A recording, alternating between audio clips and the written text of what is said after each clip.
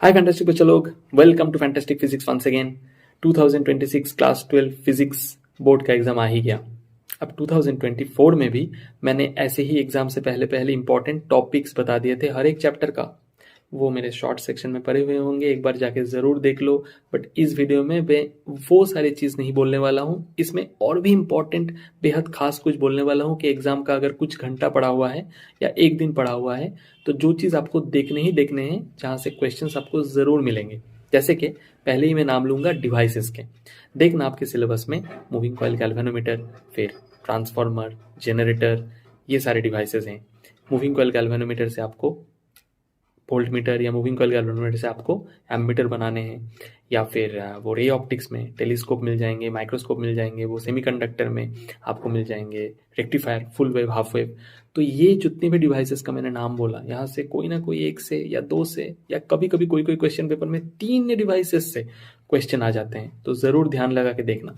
फिर important laws जैसे कि Coulomb's law, Gauss law, Faraday's law, Lenz's law, Ohm's law, Biot Savart law, Ampere circuital law, Maxwell's law, Einstein के photoelectric equation, the boy, ठीक है, Rutherford, bore, ये सारे आपके इंपॉर्टेंट टॉपिक्स हैं। यहाँ से आपको जरूर मिलेंगे क्वेश्चन पेपर में क्वेश्चन, तो बिल्कुल भी ध्यान लगा के पढ़ना है इन सारे लॉज को, या फिर इनसे रिलेटेड एप्लीकेशंस या कैरेक्टरिस्टिक्स, प्रॉपर्टीज जो भी आपको मिलेंगे, राइट।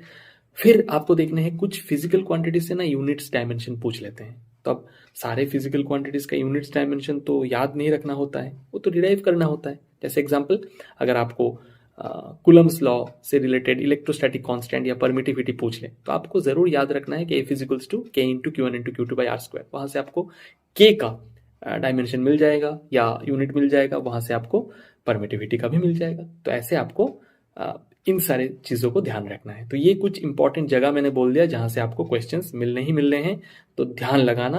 अब एग्जाम सेंटर में पहुंच गए, एग्जाम सेंटर में पहुंचने से ही आप ना पैनिक करना शुरू कर देते हो, अरे यार क्वेश्चन पेपर आएगा, कहाँ से शुरू करूँ, कौन सा क्वेश्चन नहीं बन रहा है, ये सब मत सोचो। क्वेश्चन पेपर मिलते ही जो टाइम आपको मिलेंगे, क्वेश्चंस को पढ़ो और उन सारे क्वेश्चंस को मार्क कर दो जहां पर आपकी फुल कॉन्फिडेंस है, और वहीं से स्टार्ट करना है। ऐसा नहीं कि एमसीक्यू पहले है तो आपको एमसीक्यू ही करना है। हो सकता है 1-1.5 घंटा एग्जाम देने के बाद आप जाके एमसीक्यू करो। क्यों? क्योंकि सेक्शन बी, सेक्शन सी में आपको कुछ ऐसे क्वेश्चंस मिल जाएंगे जो आपको बहुत अच्छे से तैयारी हो, तो वहीं से स्टार्ट कर दो ना यार, क्या प्रॉब्लम है। ठीक है, तो एग्जाम सेंटर में भी आपको उस पर्टिकुलर एग्जाम के टाइम में ऐसे ही ध्यान से क्वेश्चन को अच्छे से पढ़ के, क्योंकि कॉम्पिटेंसी बेस्ड क्वेश्चन है, आपको शुरू करना है। All the very best.